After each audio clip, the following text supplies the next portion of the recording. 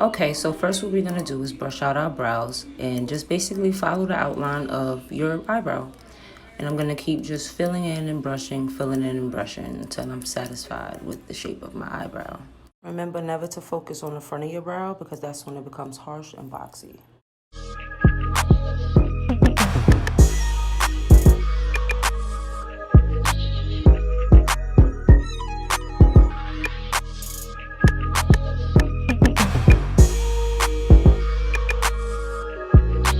Okay, we're going to take our concealer, my shade is Chestnut, just to clean up around the edges of the eyebrows to make it look more sharp.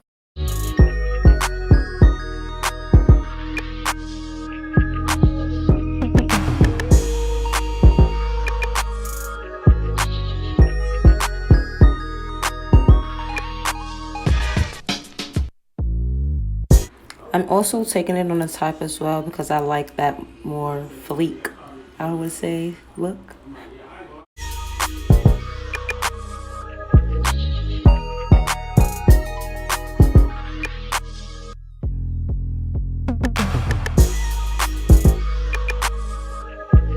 You brush up the front of them brows and then you're good to go.